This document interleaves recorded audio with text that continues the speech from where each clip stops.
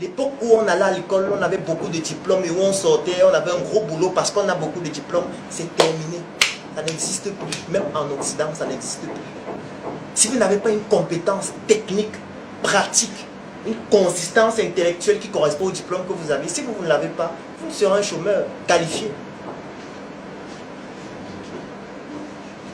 Et pourquoi ça a été fait ainsi? Parce que le système scolaire a été construit ainsi. Lorsque vous allez à l'école, on vous donne des livres, on vous donne des documents que vous devez lire, qui sont au programme. Que achetez, voilà le livre de mathématiques, voilà le livre d'anglais, voilà le livre d'histoire. Vous achetez vos livres qui sont au programme, tout naturellement. Le professeur vient en classe là, il a son cahier là depuis 1995, qui lit aux étudiants tous les ans, le même cahier. Et qu'est-ce que vous faites? Vous rentrez à la maison, vous essayez de reproduire ce qu'on a dit à l'école, vous essayez de réciter en fait, d'essayer de comprendre ce qu'on a enseigné à l'école. Lors de l'évaluation, on vous donne une épreuve qui comprend bien sûr ce que vous avez appris. Vous avez 18 sur 20, tout le monde est content, on vous appelle le major, vous êtes très fiers, on organise des fêtes, on boit du champagne, vous êtes content d'être major. Mais vous êtes major en quoi? En répétition. Vous êtes major parce que vous avez réussi à reproduire exactement ce qu'on vous a appris. C'est ça, être intelligent. En aucun moment on ne questionne ce que vous apprenez. En aucun moment on ne se demande est-ce que ce que vous apprenez là, est-ce que c'est vrai? Déjà que ce qu'on apprend, nos livres n'ont pas été écrits par nous-mêmes. Parce que depuis 1960, il n'y a pas eu de réforme éducative chez nous. Donc ce qu'on apprend à l'école actuellement, c'est ce que les colons avaient décidé qu'on va apprendre jusqu'à ce jour. Et vous pensez réellement que ces colons-là mettaient ces programmes pour que nous on se développe, pour que le pays ait de la croissance? Si vous pensez réellement ça, c'est pour cela qu'à l'école, il y a certains programmes qui ont été expressément enlevés. Pour que lorsque vous sortiez de l'école, que vous n'ayez pas la culture de l'entrepreneuriat, parce que c'est l'entrepreneuriat qui développe un pays. Pour que vous soyez des automates.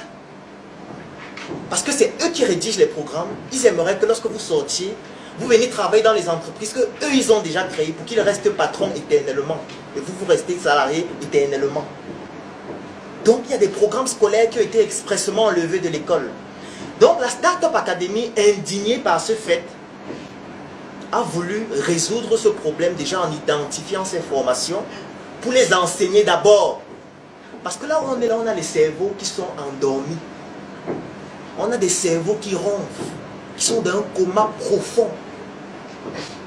Parce que les outils de bêtisation par excellence, comme la télévision, comme les musiques des conneries qu'on diffuse à la télé de façon quotidienne et fréquente, ce sont des stratégies de base en communication et en manipulation pour abrutir une population. C'est fait exprès. Pour qu'on ne perçoive pas les opportunités qu'il y a dans notre pays. Pour qu'on ne se rende pas compte qu'on est dans un pays qui est immensément riche, qui a été pillé pendant plus de 500 ans et qui continue d'être pillé, mais les richesses ne finissent pas. Mais on fait comprendre à la télé que non, en fait, vous êtes en enfer.